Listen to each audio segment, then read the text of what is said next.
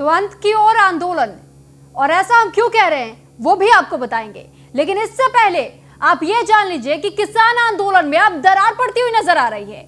दो किसान संगठन इस पूरे जो मामले को लेकर के जो सियासत गरमा रही थी कहीं ना कहीं, उससे अब कन्नी काटते हुए नजर आ रहे हैं और अपने आंदोलन को खत्म कर दिया गया है। तो इस बीच अब दिल्ली के सिंघू बॉर्डर पर और गाजीपुर बॉर्डर पर सुरक्षा भी बढ़ा दी गई है। सिंघू बॉर्डर पर स्थानीय लोग पहुंचे हैं, तो वहीं प्रदर्शन करने वाले जो लोग बताए जा रहे हैं वो भी स्थानीय लोगों का कहना है कि किसान सड़क को खाली करे। तो वहीं किसान नेता राकेश टिकैत पर केस दर्ज हो चुका है, नोटिस जारी कर दिया गया है, जिसका जवाब राकेश टिकैत को देना होगा।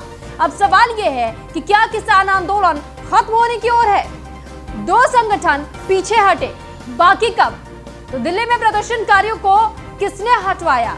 ये तमाम सवाल हम लगातार पूछ रहे हैं। एक्शन की तैयारी के बीच क्या करेंगे किसान नेता? तो किसानों के धरने पर यूपी सरकार सख्त नजर आ रही है, तो किसानों का धरना खत्म कराएगी सरकार। सूत्रों के हवाले से बड़ी जानकारी, सभी जिलों के डीएम एसपी को आदेश जारी कर दिए गए। सूत्रों के हवाले से खबर आपको बता रहे हैं, बॉर्डर पर किसानों का धरना खत्म होता हुआ नजर आ रहा है, तो खत्म कराए जाने के आदेश जारी किए गए हैं। आदेश नहीं मानने वालों के खिलाफ कार्रवाई की जाएगी। ये बड़ी जानकारी आपको दे रहे हैं। किसानों के धरने पर यूपी सरकार अब सख्त होती हुई नजर आ रही है, और ऐसे में सख्त आदेश, तो किसानों को धरना खत्म कराएगी अब सरकार। सूत्रों के हवाले से बड़ी खबर, सभी जिलों के डीएम एसपी को आदेश जारी किए गए हैं, बॉर्डर पर किसानों का धरना खत्म कराया जाए। आदेश नहीं मानने वालों के खिलाफ कार्रवाई होगी। ये बड़ी जानकारी आपको दे रहे हैं। बड़ी खबर इस वक्त की, किसानों के धरने पर यूपी सरकार सख्त नजर आ रही है, और ऐसे में सख्त आदेश यूपी सरकार की तरफ से दे दिए गए। किसानों का धरना खत्म कराएगी सरकार। सूत्रों के हवाले से बड़ी जानकारी आप तक पहुंचा रहे हैं। तो क्या किसान आंदोलन खत्म होने की ओर है? ये बड़ा सवाल। दो संगठन पीछे हटे, बाकी कब हटेंगे? दिल्ली में प्रदर्शनकारियों को किसने भड़काया? एक्शन की तैयारी अब क्या करेंगे किसान नेता? तो क्या किसान आंदोलन खत्म होने की ओर है? ये बड़ा सवाल यहां बना हुआ है, क्योंकि लगातार जिस तरीके से 2 महीने से ये किसान आंदोलन चल रहा था, लेकिन 26 जनवरी के दिन जो घटना घटी, तमाम सवाल उस वक्त खड़े हुए कि जो किसान नेता वो बार बार ये कह रहे हैं कि वो किसान नहीं थे जिन्होंने उपद्रव किया, वो तो उपद्रवी थे, वो किसान आंदोलन का हिस्सा नहीं थे, ना ही उनसे हमारा कोई लेना देना है। तो सवाल लगातार यही बने हुए हैं कि आखिर फिर इसका जिम्मेदार कौन है, और क्या अब ये आंदोलन खत्म होगा? और इसी पर चर्चा करने के लिए इस वक्त हमारे साथ बीजेपी के प्रवक्ता देवेंद्र प्रमुख हमारे साथ जुड़ चुके हैं। सबसे पहले बहुत बहुत स्वागत आपका न्यूज़ 1 इंडिया पर देवेंद्र जी। धन्यवाद सुप्रीत जी। देवेंद्र जी, सवाल पहला यही कि जो 26 जनवरी के दिन जो घटना घटी, इससे बहुत ऐसे लोग हैं, पूरा देश है जो आहत हुआ है। तो क्या लगता है कि अब वाकई ये जो आंदोलन इतने दिनों से चल रहा था, 2 महीने का वक्त गुजर चुका है, क्या अब ये आंदोलन खत्म होगा?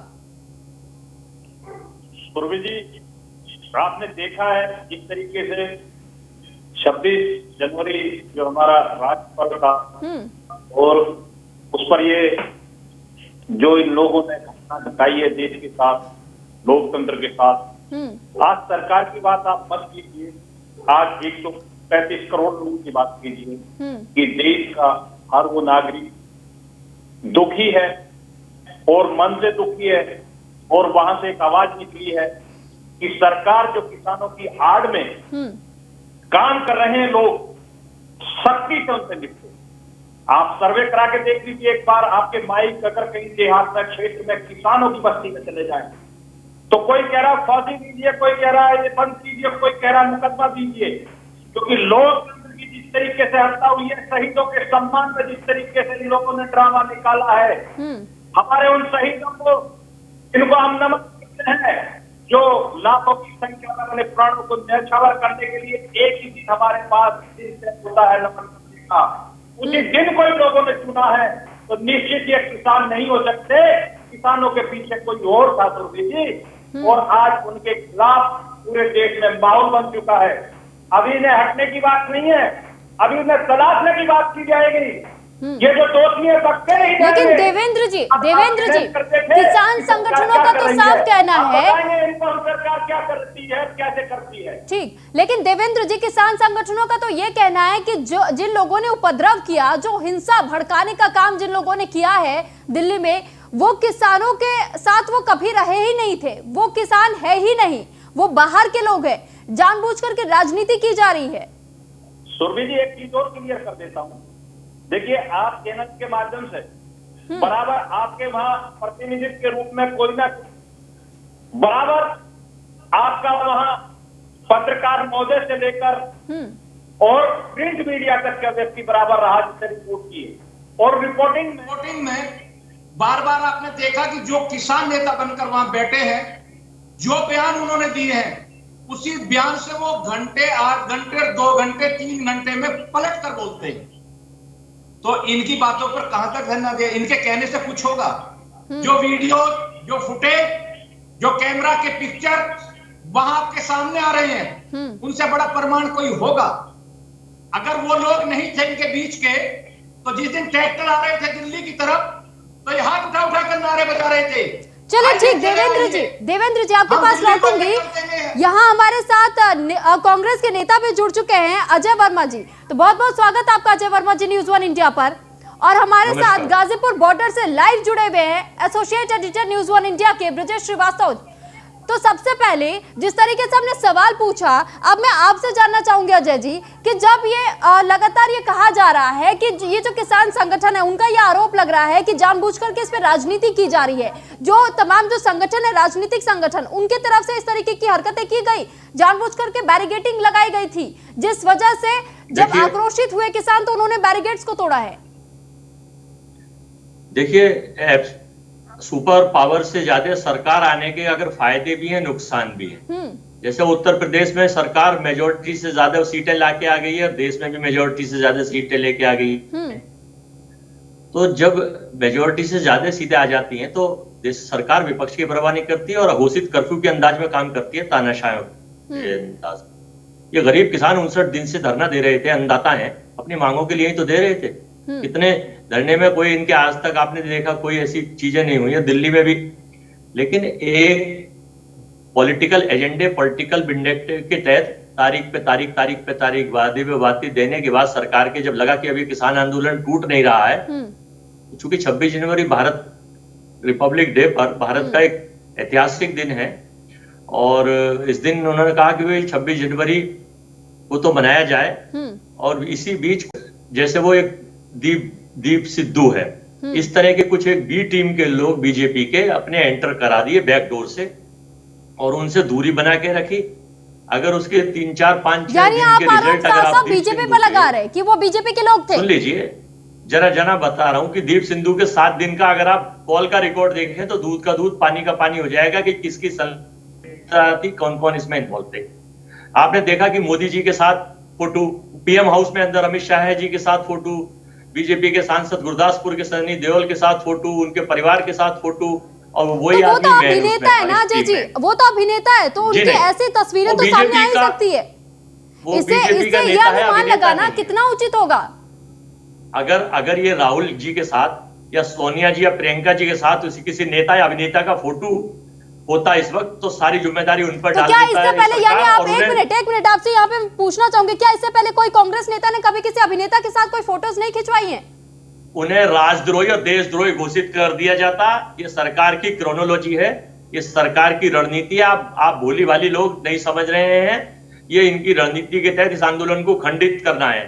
हमने कहा है इसकी जांच कराएं, जो दोषी हो उनके खिलाफ कार्यवाही करें। चलिए ठीक है अतुल, यहाँ अजय जी आपके पास लौटूंगी। हमारे साथ अतुल प्रधान जी भी समाजवादी पार्टी की तरफ से नेता के तौर पर जुड़ चुके हैं। तो अतुल जी, सबसे पहले बहुत बहुत स्वागत आपका न्यूज़ 1 इंडिया पर। अतुल जी, क्या आपको आवाज मिल पा रही है? तो फिलहाल हमारा संपर्क अतुल जी से नहीं हो पा रहा है, लेकिन ब्रजेश जी मैं आपसे ही जानना चाहूंगी, आप तो कल घटनास्थल पर मौजूद थे जिस वक्त ये हिंसा हो रही थी, तो उस वक्त वो मंजर कैसा था? क्या कुछ आपने वहां पर देखा? क्या जो आरोप लगाए जा रहे, इस आरोपों में जरा से भी सच्चाई नजर आती है?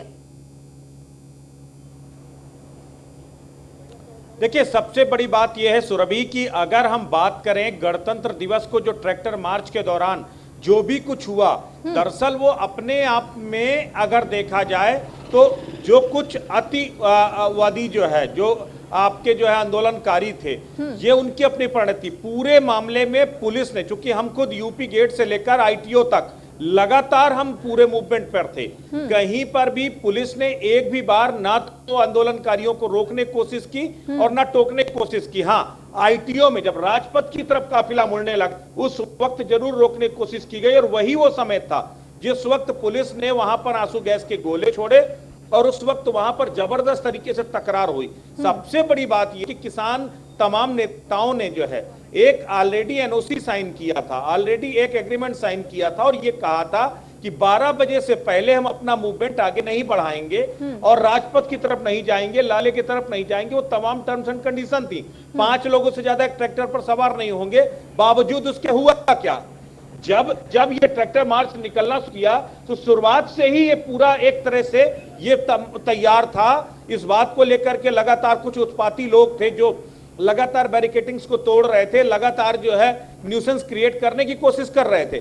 मैं ये नहीं कहूंगा कि वहां पर सारे किसान आंदोलनकारी इसी माइंडसेट पर थे। उसकी वानगी भी ये है कि जब हिंसा हुई, जब उपद्रव हुआ, बवाल हुआ, उसके बाद आधे से ज्यादा जो आंदोलनकारी किसान थे वो अपने घरों में वापस लौट गए आक्रोशित होकर, क्योंकि उन्होंने कहा हमने इस तरह के आंदोलन की तो सोची भी नहीं थी, ना हम इस तरह का आंदोलन चाहते हैं। बिल्कुल, हम तो चाहते हैं सरकार आपके पास लौटेंगे। एक बार फिर समाजवादी पार्टी से नेता हमारे साथ अतुल प्रधान जी जुड़ चुके हैं। बहुत स्वागत आपका अतुल जी न्यूज़ 1 इंडिया पर। अतुल जी, लगता है अभी भी हमारा संपर्क उनसे नहीं हो पा रहा है, जल्द उनसे संपर्क साधने की कोशिश करेंगे। एक बार फिर मैं आपके पास आना चाहूंगी देवेंद्र जी, आप पर सीधे तौर पर आरोप लगाए जा रहे हैं कि बीजेपी के कार्यकर्ता इस हिंसा को भड़काने में शामिल थे, क्या कहेंगे?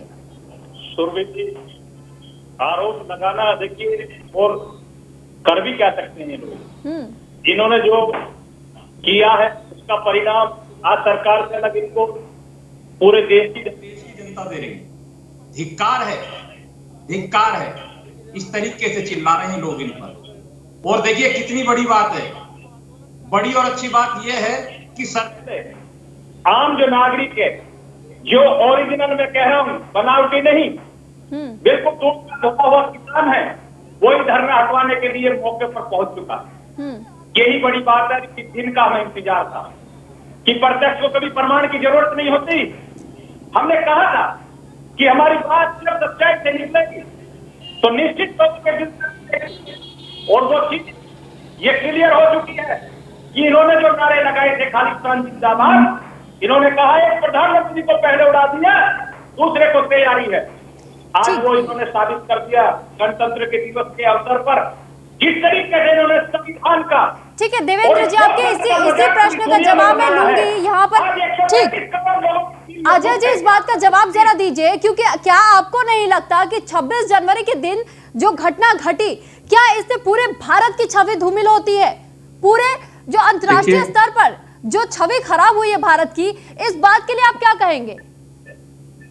59 दिन से ये आंदोलन मैडम चल रहा है। देश की सिक्योरिटी इंटेलिजेंस की फेलियरिटी, क्या उन्हें पता नहीं था कि इतनी भीड़ इस दिन आएगी? गृह मंत्रालय सीधे सीधे इसके लिए जिम्मेदार है।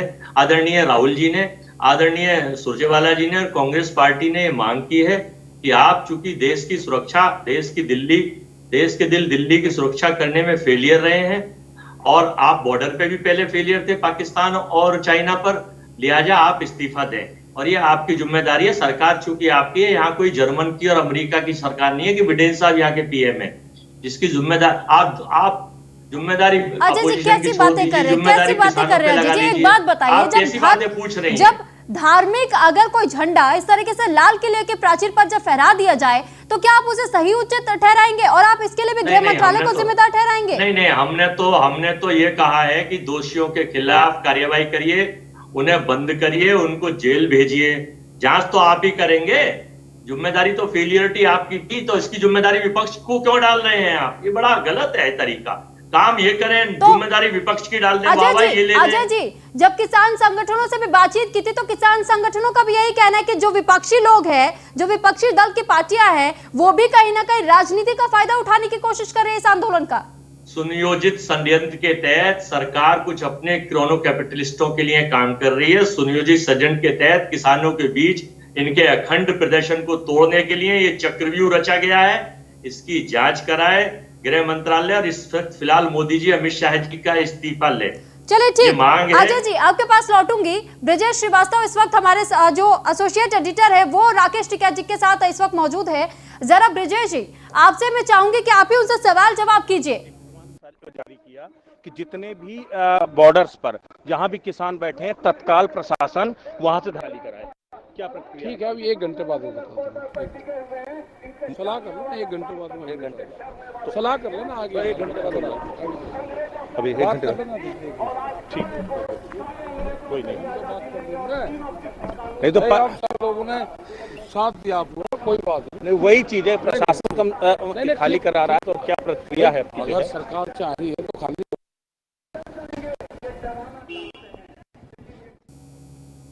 ठीक, तो यहाँ आपने देखा कि किस तरीके से अभी तो वो कह रहे हैं कि हमें भी कुछ समय दीजिए, हम भी उन बातों को सामने रखेंगे। लेकिन सवाल यहाँ बार बार यही कि जब बार बार ये कहा जा रहा था कि 26 जनवरी का दिन ना चुना जाए, और 26 जनवरी के दिन ऐसा होता है कि पूरे दुनिया की नजरें उस दिन भारत पर टिकी होती है, उस दिन इस तरीके की जब अनहोनी होती है, इस तरीके की जब घटना घटती है, तो क्या भारत की छवि खराब नहीं होती? और इसी सवाल का जवाब एक बार फिर हम अजय जी आपसे ही चाहेंगे। अजय जी, चीज का बताएं जरा दोबारा। जी, मेरा सवाल आपसे बार बार यही है कि अभी जिस तरीके से ये देखिए कि अगर किसानों को कहा जा रहा है कि अपना धरना खत्म करें, और किसानों के बीच में भी ये देखा जा रहा है कि दो फाड़ तो उनके बीच में ही हो रही है। दो संगठन ऐसे हैं किसान नेताओं की तरफ से, उन्होंने अपना एक कदम पीछे खींच लिया है, उन्होंने इस आंदोलन से हाथ खड़े कर दिए हैं। हिंदुस्तान का जो संविधान है वो ब्रिटिश संविधान के आधार पर लिखा गया है, बनाया गया है। ईस्ट इंडिया कंपनी ने जब 200 साल राज किया था तो उनकी कम से कम नीति नियत एक अच्छी तो थी, वो काम तो करते थे। इस सरकार की तो ना नीति अच्छी है ना नियत अच्छी है, कहती कुछ है दिखाती कुछ है करती कुछ है। 2 करोड़ नौकरी देंगे, 4 करोड़ ले ली। 10 ट्रिलियन जीडीपी बनाएंगे, -7 हो गई। 15 लाख देंगे, रुपया नहीं आया। 28% जीएसटी लगाएंगे, नौकरी छीन लेंगे। देश में महंगाई दर कुछ बढ़ जाएगी। तो किसान ही इन पे क्यों भरोसा करते? इतनी बार तारीख पे तारीख दे के बुलाया। इनका जिम्मेदारी सरकार की है। किसानों को हमारा अनुरोध है कि तीनों काले कानून वापस ले लें और एमएसपी की गारंटी दे दें। और निर्णय तो चूंकि तानाशाही का मूड है, फुल मेजोरिटी है, कुछ भी कर सकते हैं। चलिए ठीक, आपके सवालों का जवाब देंगे यहाँ पर जी। को कर दें। आपके सवालों का जवाब देवेंद्र जी देना चाह रहे। देवेंद्र जी, देखिए बड़ा अच्छा क्वेश्चन है। अजय जी हमारे मित्र भी है, कांग्रेस के अच्छे लीडर भी हैं। उन्होंने कई बार सोनिया जी का नाम हमारे देश के नेता और ब्रिटिश सरकार का संविधान बड़ी गहरी बात उठाई है।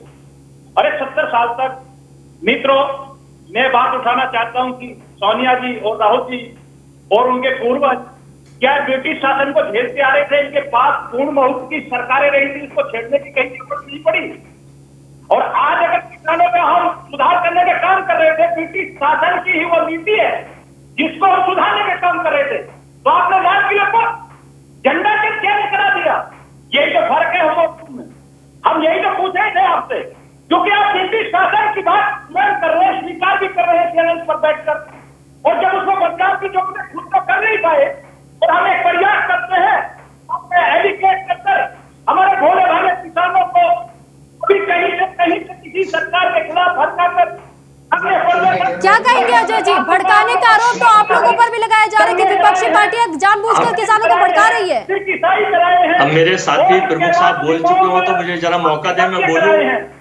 वो ब्रिटिश संविधान की जो बात करते हैं कि उसके आधार पर कुछ लचीलापन संसद में बना है। मैं कहना चाहता हूँ कि हमारा संविधान। चलिए ठीक, देवेंद्र जी जवाब देने दीजिए अजय जी को। कहीं जरूरत है तो उसका काम करने की हमारी सरकार कर रही है, काम करने दीजिए।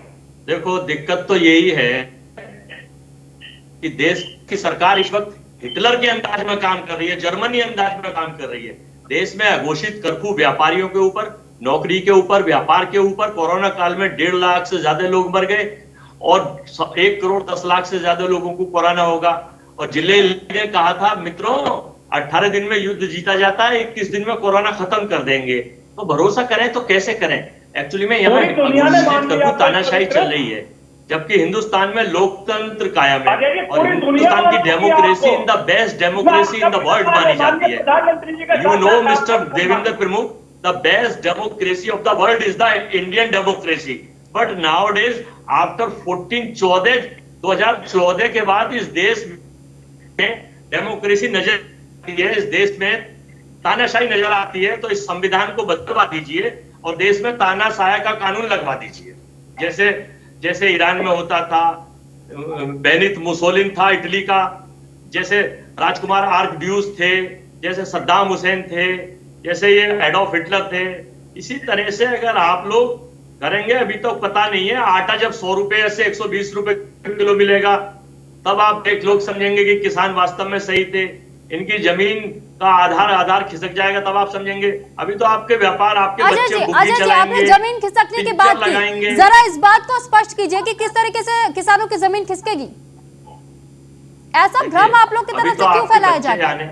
यही तो भ्रम नहीं फैला रहे, इन उद्देश्यों को आप टेक्निकल दृष्टिकोण से तीनों पढ़िए। हमने नहीं बहकाया, किसानों का आंदोलन है, तो मजबूत विपक्ष का काम कर रहे हैं और देश की सरकार जो गलतियां कर रही है, तथ्यों को सामने रखिए ना अजय जी, तथ्यों को सामने रखिए ना। आप सिर्फ ऐसे कह दे रहे कि जमीन खिसका ली जाएगी। कौन खिसका रहा है किसानों की जमीन? मैंने ये कहा है कि देश की सरकार की जमीन खिसक जाएगी इस तरीके से। ये भी कह रहा हूं आपको, ये अगर किसानों की जमीन खिसकाना चाहेंगे तो देश की सरकार खिसक जाएगी आने वाले कल में। लोकतंत्र है, ये वोट तंत्र है, ये चोट तंत्र से नहीं चलता, ये सहमति तंत्र से और शांति तंत्र से चलता है। सरकार मुझे बता दीजिए कौन से एजेंडे में पास है। बस जब इनसे कोई बात करते हैं तो सामने वाला देशद्रोही हो जाता है, राष्ट्रद्रोही हो जाता है, पाकिस्तानी हो जाता है, उसमें हिंदू मुस्लिम लगाते हैं। प्रमुख साहब हैं, इनसे ही पूछ लीजिए, यही आरोप लगाने लगेंगे अभी। तो ये उचित नहीं है। सिस्टम को, लोकतंत्र को लोकतंत्र के तरह से चलाएं और इसको तीनों काले कानून वापस लें और जांच करके इस कांड की जांच करके दोषियों के खिलाफ कड़ी से कड़ी कार्रवाई करें। ठीक है, तो इसी के साथ हमारे साथ इस वक्त किसान नेता किरणपाल सिंह जी हमारे साथ जुड़ चुके हैं। सबसे पहले बहुत स्वागत है आपका किरणपाल जी न्यूज़ 1 इंडिया पर। धन्यवाद प्रिया जी। जी किरणपाल जी, अब तो किसान आंदोलन खत्म होता हुआ नजर आ रहा है, किसानों में दो फाड़ देखी जा रही है, क्या कहेंगे इस पर? जी मैं बताता हूँ। भारतीय किसान भानु चिल्ला बॉर्डर पर था हमारा संगठन।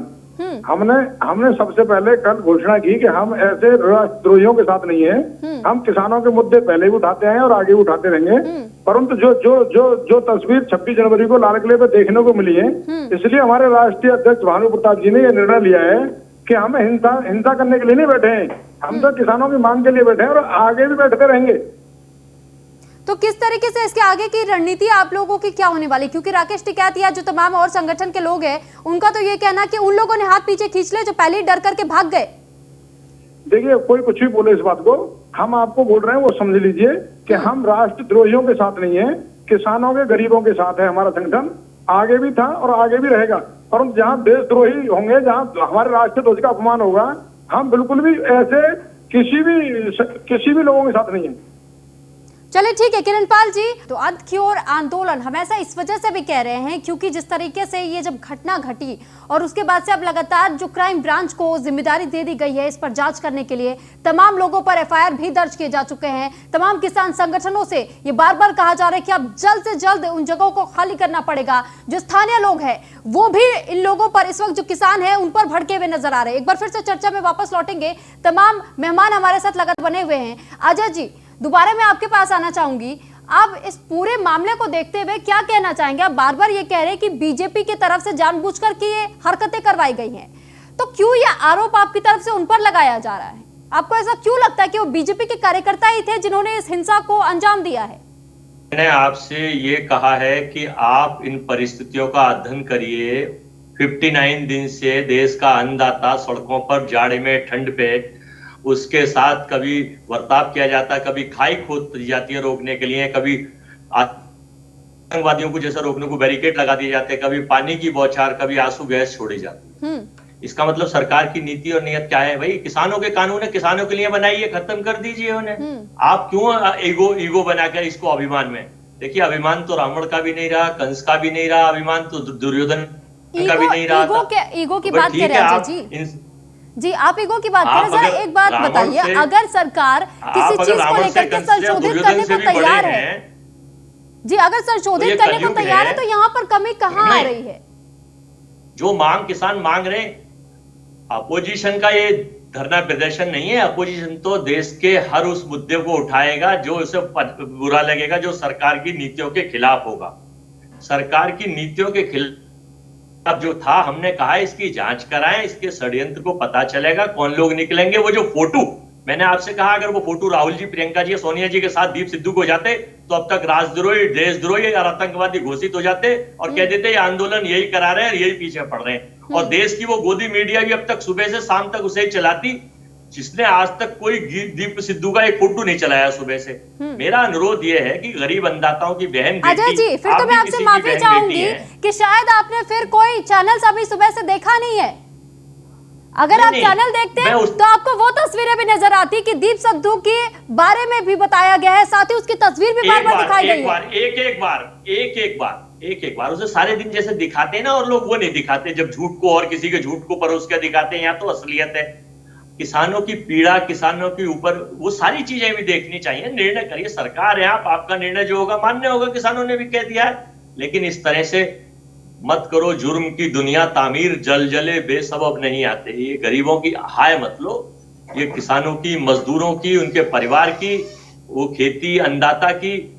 पहले ही आप लोग बेरोजगारों की आह ले चुके हैं, पहले ही आप लोग छोटे व्यापारियों की आह ले चुके हैं, पहले ही आप लोग देश की जीडीपी नोटबंदी करके आम जनता की आह ले चुके हैं। लेकिन चूंकि आपका समय है, चल रहा है, इसे चलाइए। कांग्रेस पार्टी फिर मांग करती है अंतिम अनुरोध के साथ कि इसको आप तीनों काले कानून वापस लीजिए। 70 साल जब आपकी सरकार रही थी उस वक्त भी एमएसपी की मांग उठी थी, स्वामीनाथन रिपोर्ट लागू करने की मांग उठी थी। उस वक्त तब आपकी सरकार ने स्वामीनाथन रिपोर्ट को लागू क्यों नहीं किया था? उस वक्त किसानों के मुद्दे के लिए क्यों नहीं सोचा था आप लोगों ने?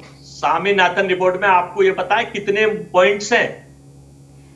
अजय जी, अजय बिल्कुल, मैं बताऊं बिल्कुल नहीं, सुनिए, यहाँ पर इस वक्त पॉइंट्स को लेकर के हम चर्चा करने के लिए नहीं बने। आप बार बार ये कह रहे हैं ना कि किसानों का मुद्दा रहेगा तो हम बोलेंगे। जी जी जी, तो अगर किसानों का मुद्दा सदियों से चला आ रहा है, अजय जी कैसी बात कर रहे हैं? उस वक्त आप कहाँ थे? मुद्दा था, स्वामीनाथन रिपोर्ट्स में 200 पॉइंट्स थे, जिसपे 176 पे कांग्रेस चर्चा कर चुकी थी, 176 पर। तो केवल चर्चा ही तो हुई थी ना? नहीं, वो इम्प्लीमेंटेशन कर दिए थे। इम्प्लीमेंटेशन आज तक पूरी तरीके से नहीं किया गया है अजय जी। पूरी मांगे तो आज भी किसानों की पूरी नहीं की गई है। 24 से 25 पॉइंट थे जो स्वामीनाथन रिपोर्ट्स को चर्चा करके देश के वर्तमान ज्ञानवान डिग्रीधारी प्रधानमंत्री जी ने कहा था कि हम इसको कर देंगे। कोई लागू नहीं करी इन्होंने स्वामीनाथन की रिपोर्ट्स। हमने तो 176 पॉइंट्स, आप सुन लीजिए, देख लीजिए, पढ़ लीजिए, मैं गलत नहीं कह रहा टीवी पर। ठीक है, एक और आपको वक्त याद दिला देती हूं, जिस वक्त राजस्थान की वो खबर बताई जा रही थी जब यही किसान अपने मूंगफली लेकर के वो पहुंचे हुए थे और वो ये कह रहे थे कि जब हम बेचने के लिए आए थे राजस्थान में, तब वहां तो कांग्रेस की सरकार है ना, उस वक्त भी उन्हें एमएसपी जो निर्धारित की गई थी उस एमएसपी पर उन्हें वो जो एक कहते हैं ना कि 1 क्विंटल अगर वो बेचने जा रहे हैं तो अगर मान लीजिए 700 केजी है या फिर 1 क्विंटल का दाम ही अगर 700 रख दिया गया था, तब भी उनको दाम दिया गया था 400 या 300 रुपए। तब एमएसपी कहां गई थी? जी मैं बता रहा हूं, 29 दिसंबर को मन की बात में, कांग्रेस तो संवैधानिक पद पे है नहीं, मन की बात में प्रधानमंत्री जी ने एक महाराष्ट्र के किसान को बुलाया और एमएसपी के लिए एक अफसर की पीठ थपथपाई कि मक्का का रेट 2100 रुपए था, और 4 दिन बाद वही किसान आपके चैनलों पे आके कहता है कि मुझको तो 3.5 लाख का नुकसान होगा, मैं बर्बाद हो गया और मैं तो छोड़ के जा रहा हूं। वो बीजेपी का कार्यकर्ता भी था। तो ऐसी चीजें हमारे यहाँ नहीं है, हमारे यहाँ जो है वो है। ये तो अभी उस लेडी ने दिखा दिया, एक आपने देखा होगा व्यापार के कार्यक्रम में कि हमारी आमदनी, मन की टीवी पे मोदी जी पूछ रहे थे आपकी आमदनी, उसने कहा दुगनी हो गई, और बाद में उसको इंटरव्यू दिखाया एक टीवी ने, उस पर कह रही थी कि मुझसे तो ये कहलवाया गया था।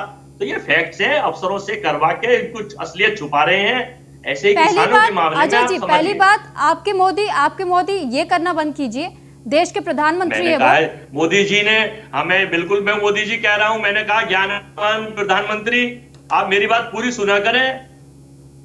आपकी बात ही सुनने मैंने बैठी कहा हूं अजय देश के जी। ज्ञानवान डिग्री प्रधानमंत्री जी है। चलिए ठीक, ये देवेंद्र उन्हीं की जी मन की बात है। इसी बात पर मैं आपका जवाब चाहूंगी। देखिए सुरभि जी, बड़ी जी। अच्छी अच्छी बातें उठाई हैं आज अजय जी ने, और अच्छी बात है कि माननीय प्रधान और भी कई संबोधन करते हैं। हम्म। ये इनकी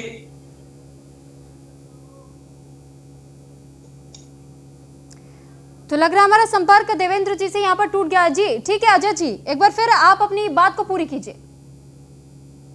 देखिए मेरा तो विनम्र पार्टी का हमारा एक स्पष्ट मत है, देश में विदेश में, और देश का नहीं विदेश के लोगों का भी मत है कि इस तीनों काने कानून को आप अहंकार मत बनाइए, इसको आप बात करके इसे वापस ले लीजिए और एमएसपी की गारंटी दे दीजिए। आपके पास तो अब डीजल पेट्रोल गैस सिलेंडर पे चर्चा आने हो रही है। एक वो बाबा साहब कहते थे हम 35 रुपए दिलवाएंगे, मोदी जी ने क्या बात, आज 90 रुपए कूद के 95 और 100 रुपए महंगाई की दर 10 पॉइंट ऊपर से पहुंच गई।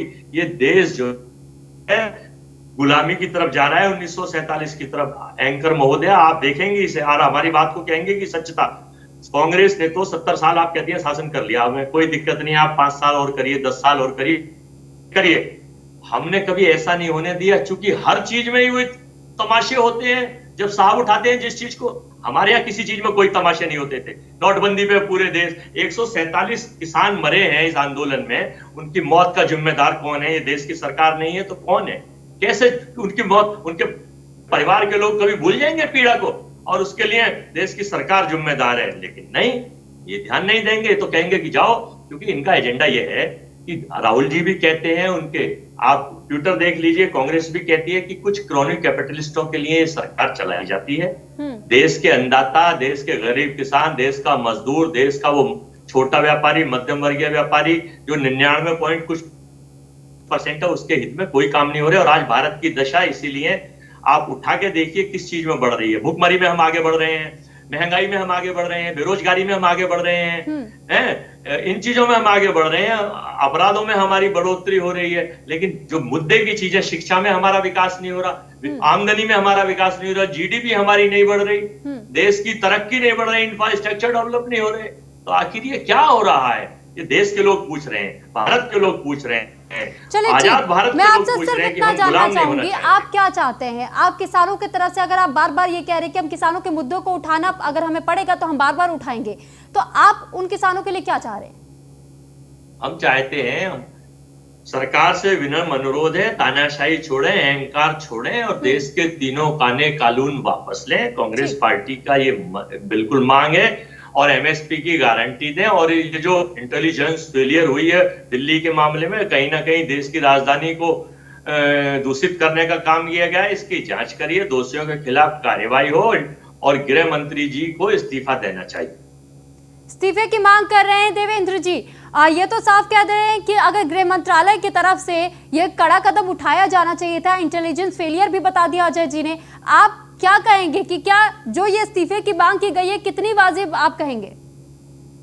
देखिए, बहुत लंबे हिसाब के क्वेश्चन रख दिए हैं अजय जी ने, और मैं समझता हूँ सुरभि जी 1 घंटे तक भी अगर बोला जाए तो इतने क्वेश्चंस इन लोगों ने रख दिए हैं कि उनका स्टेप आप बाय तो अच्छे स्टेप वक्ता हैं देवेंद्र जी। जवाब नहीं अजय भाई, अच्छे वक्ता की बात नहीं है, कभी कभार जो है बिल्कुल तर्क के साथ बोलना पड़ता है। और आपने बड़ी गहरी गहरी बात उठाई है।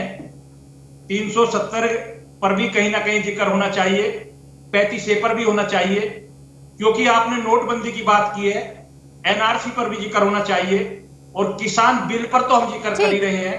देवेंद्र जी, एक मिनट यहाँ मैं आपको रोकना चाहूंगी। स्वराज सिंह किसान नेता हमारे साथ इस वक्त जुड़ चुके हैं।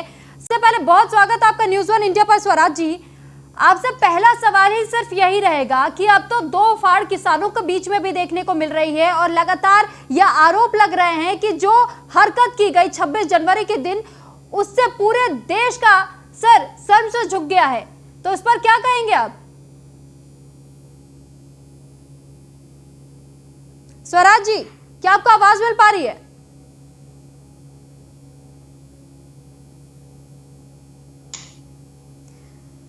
देवेंद्र जी, आपके पास लौटना चाहूंगी। हमारा संपर्क फिलहाल स्वराज जी से नहीं हो पा रहा है, आप अपनी बात पूरी कीजिए। जी सुरभि जी, मैं यही कहना चाह रहा था कि अजय जी ने जिस तरीके से किसान बिल को समाप्त करने की बात की है, ये बिल ना तो इतना आसान पारित करना होता और ना इतना हटाना होता। ये संसद में पास हुआ है, विधेयक आए हैं और संसद का कानून संसद से बनता है, किसी कलम से नहीं बना, किसी राज्य का नहीं है कि इसे कैबिनेट की, सरकार की, किसी राज्य की बैठकर घोषणा करेगी खत्म हो जाएगा। सरकार ने बहुत बड़ी और गहरी बात कही थी कि गणतंत्र दिवस की बात है, लेकिन देवेंद्र जी सुनिए, किसानों की तरफ से भी ये आरोप लगे थे कि लॉकडाउन में इसे क्यों पारित किया गया था, क्यों लाया गया था? 1.5 वर्ष का समय सरकार दे रही थी और कह रहे थे कि बैठ के किसानों से बात करेंगे, उसके बाद ये काम किया। और मैं एक चीज और कहना चाहता हूं आपको, ठीक है, इस आपके इसी सवाल का जवाब हम यहाँ पर किरण पाल सिंह जी से लेंगे, जो कि भारतीय किसान यूनियन के नेता हैं। तो सबसे पहले किरण पाल जी, जिस तरीके से बीजेपी की तरफ से तो ये कह दिया जा रहा है कि इसे लागू किया गया था, उस वक्त तो ऐसा कोई हंगामा देखने को नहीं मिला था, लेकिन अब ये जानबूझकर के हंगामा किया जा रहा है, भ्रम फैलाया जा रहा है। भ्रम वाकई में फैलाया जा रहा है क्या? आप लोगों को किसने भ्रमित किया है? सुरभि जी, पहले तो धन्यवाद आपको कि आप किसानों की बात कर रही हैं। मैं बताता हूँ, मैं भारतीय किसान भानु का राष्ट्रीय वरिष्ठ पाठक किरण पाल सिंह। मैं बताता हूँ, हमारा चिल्ला बॉर्डर में धरना चल रहा था। हमने अपना ऐसे राष्ट्रद्रोह जो 26 जनवरी को जितना दुखद घटना हुई है, शर्मनाक घटना हुई है, उसकी वजह से हमने अपना धरना वहां से हटा दिया है और हम आगे भी किसानों की लड़ाई लड़ते रहेंगे और आगे भी लड़ते रहे। ठीक है, आंदोलन लड़ने की तो बात ठीक है किरण पाल जी, लेकिन जब ये बार बार कहा जा रहा है कि अपोजिशन वाले वो किसानों को भ्रम फैलाने की कोशिश कर रहे हैं, भ्रमित करने की कोशिश, तो कौन भ्रमित कर रहे हैं आप लोगों को? हम विपक्षियों के कहने से कुछ है, हमारा दिमाग हमारे पास खुद का है और हम सत्ताधारियों के किसी के गुलाम, हम किसी राजनीतिक पार्टी के गुलाम नहीं है। हम लोग गरीब और किसानों के मुद्दे उठाते हैं और आगे भी उठाते रहेंगे। और हमने जो अपना धरना यहाँ से हटाया, इसलिए हटाया है कि आगे से ऐसे राष्ट्रों के साथ हम नहीं है। हम चाहे तीनों काले कानून। चलिए ठीक, आप लोगों को मैं यहाँ पे रोकना चाहूंगी, आप लोग के पास दोबारा एक बार फिर से लौटूंगी। इस वक्त की बड़ी खबर बता रहे हैं आपको कि इस वक्त दिल्ली हिंसा पर बड़ी खबर आपको दे रहे हैं। राकेश टिकैत एक बार सरेंडर करने वाले हैं, तो थोड़ी देर में राकेश टिकैत सरेंडर करने की तैयारी कर रहे हैं और ये बड़ी जानकारी इस वक्त हम आप तक पहुंचा रहे हैं कि थोड़ी देर में राकेश टिकैत सरेंडर करने वाले हैं। बड़ी खबर इस वक्त की दिल्ली हिंसा पर, दिल्ली हिंसा की वजह से राकेश टिकैत थोड़ी देर में सरेंडर करने वाले हैं। ये बड़ी जानकारी इस वक्त की, तो सरेंडर कर सकते हैं राकेश टिकैत, ये बड़ी जानकारी दे रहे हैं आपको। भारतीय किसान यूनियन के प्रवक्ता कहे जाते हैं और सबकी निगाहें राकेश टिकैत पर टिकी हुई थी, क्योंकि एनओसी पर जब दस्तखत करने की बात की गई थी तब राकेश टिकैत ने खुले तौर पर यह कहा था कि हम ना हिंसा के साथ है, ना कभी रहे हैं और ना रहेंगे। और अब ये कहा जा रहा है कि थोड़ी देर में राकेश टिकैत सरेंडर कर सकते हैं। एक बार फिर चर्चा पर लौटेंगे, तो यहाँ पर अब मैं आपसे जानना चाहूंगी किरण पाल सिंह जी कि अब तो राकेश टिकैत के भी सरेंडर करने की खबरें सामने आ गई हैं। किसान यूनियन जितनी भी है, किसान संगठन जितने भी हैं, किसान नेता जितने भी हैं, वो राष्ट्र हित के लिए काम करते हैं, किसान हित के लिए काम करते हैं, ना कि वो राष्ट्रद्रोही हैं। कोई भी मेरे हिसाब से जो किसान संगठन होंगे और किसान नेता होंगे वो राष्ट्र हित में बात करेगा। और हमारा राष्ट्रीय ध्वज का जो अपमान हुआ है वो बिल्कुल शर्मनाक है। इसके लिए हमने तो कल ही अपना घोषणा कर दी थी कि हम इस धरने में नहीं रहेंगे। ठीक, यहाँ पे किरण पाल जी अपना निर्णय जो ले वो ले। यहाँ पर बार बार आरोप तो ये भी लगाया जा रहा है कि किसान संगठनों की तरफ से भी ये कह दिया गया था और साथ ही जो विपक्षी पार्टियां वो भी यही कह रहे हैं कि दीप सिद्धू की जो तस्वीर वायरल हो रही है वो बीजेपी के कार्यकर्ता है। जरा इस पर मैं आप ही का जवाब सुनना चाहूंगी।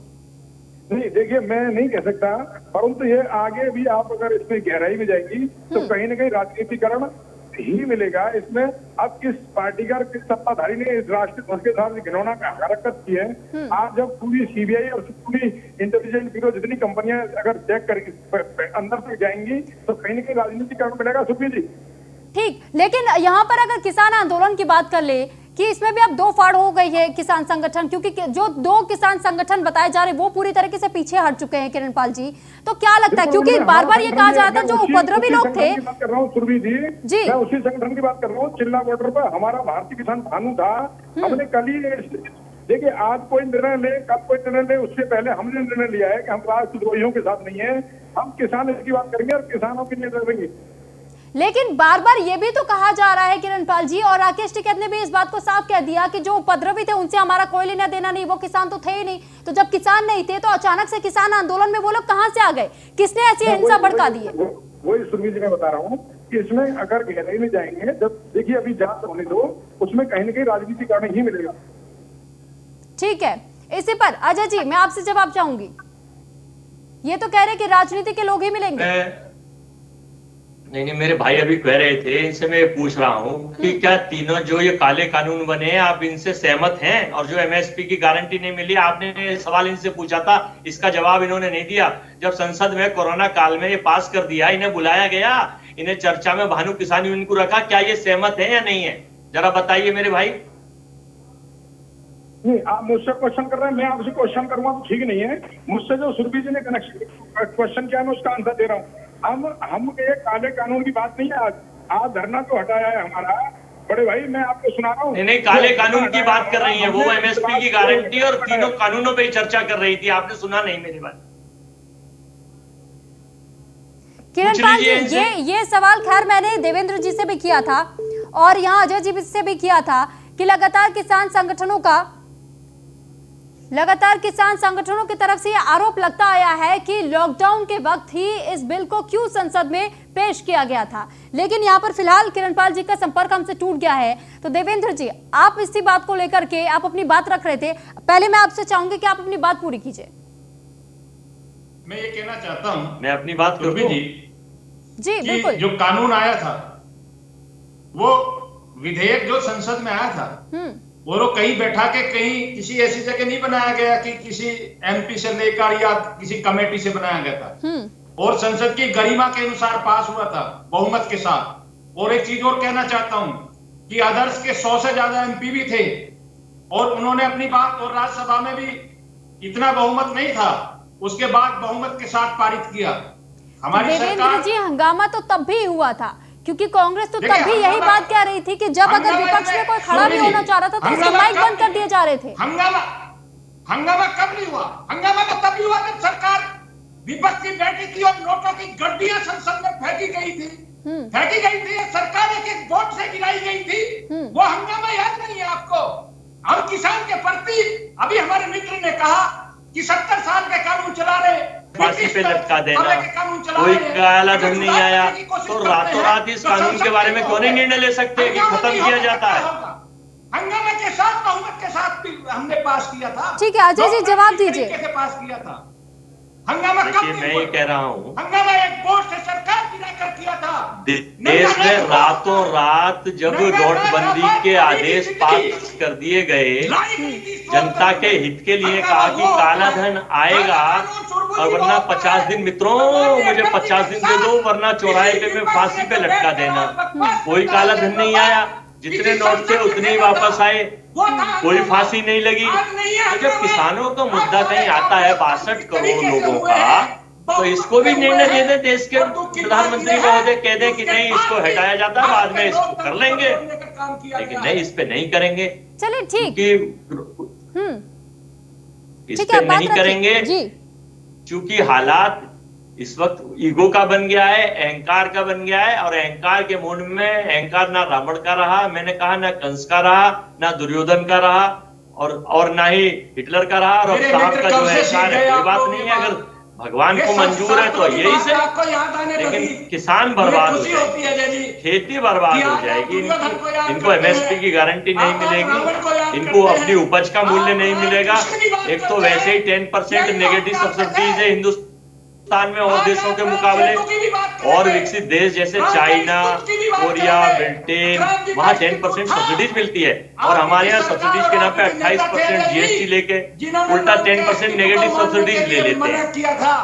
तो ये कहाँ तक जायज है?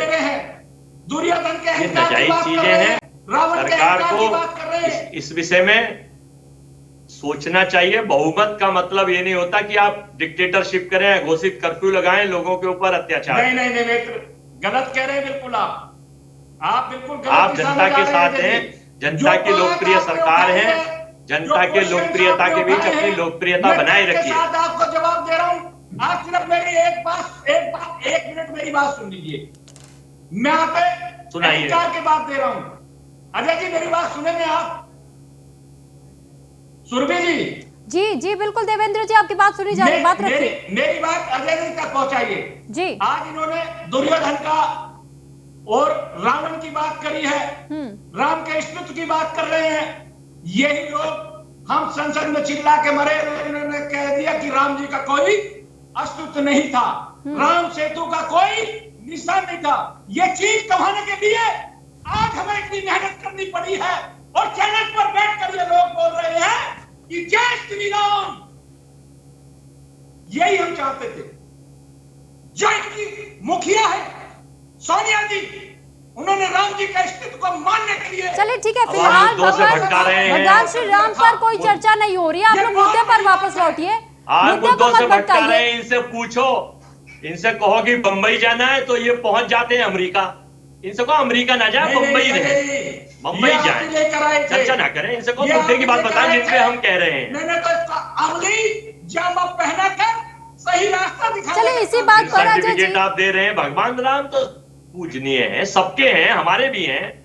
आपको पता होना चाहिए राजीव गांधी जी के कार्यकाल में ताला खुला था, नरसिम्हा राव जी के टाइम में, लेकिन चूंकि ये अच्छे ब्रांडिंग करते हैं, मार्केटिंग अच्छी करते हैं, बीजेपी के लोग, आईटी सेल इनका झूठ का बादशाह है, तो ये लोग उसकी मार्केटिंग और ब्रांडिंग करते रहते हैं। भगवान राम तो पूजनीय है, सबके हैं, सबके हृदय में वास करते हैं, सबके घरों में रहते हैं।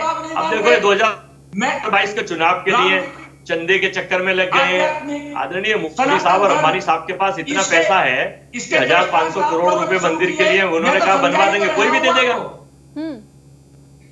लेकिन ये 2022 की दस्तक के लिए एक एजेंडा बना के उसको, तो अजय जी 2022 के दस्तक की आप बात कर रहे हैं, 2022 के चुनाव के लिए तो बार बार ये आरोप इस वजह से भी लगाए जा रहे हैं। किसानों का भी यही कहना है कि जो तमाम राजनीतिक पार्टियां इतने दिनों से सो रही थी, जो विपक्षी दल है, वो भी तो कहीं ना कहीं 2022 की चुनाव की तैयारी कर रहे हैं, आंदोलन में अपना हिस्सा मांग करके। वो बार बार अगर वो बीच में घुसने का काम कर रहे हैं, तो इतने दिनों तक वो कहां थे तमाम विपक्षी पार्टियां जो थी? आपने मुझसे पूछा? जी बिल्कुल।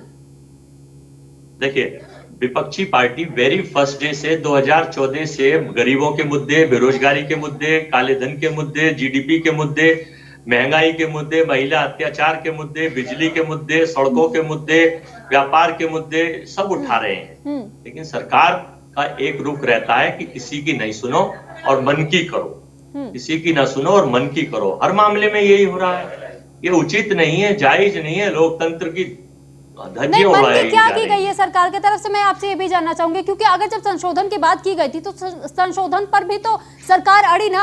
बार बार अगर सरकार ये कह रही है कि एक मौका इस बिल को दे करके देखिए, अगर लागू कर देते हैं, उसके बाद से अगर कोई नुकसान होता है उसके बाद आप आंदोलन कीजिए, उससे पहले आप पहले वो बदलाव चाह ही नहीं रहे, बिल्कुल पहले ही आप इस जिद पर अड़े रहे कि काले कानून है।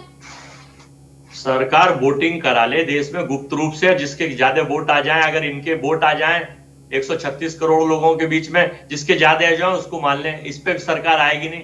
अपने एक फरमान जारी करते हैं मोदी जी, चलिए दूध का दूध, पानी का पानी हो जाएगा। सवाल केवल इतना है, क्या आप बदलाव में विश्वास रखते हैं या नहीं रखते? सरकार ने हैक करके वोटिंग के माध्यम से जीत कर दी साबित, ये भी आप लोग नहीं चलने देंगे। आप ईवीएम पर ठीक नहीं।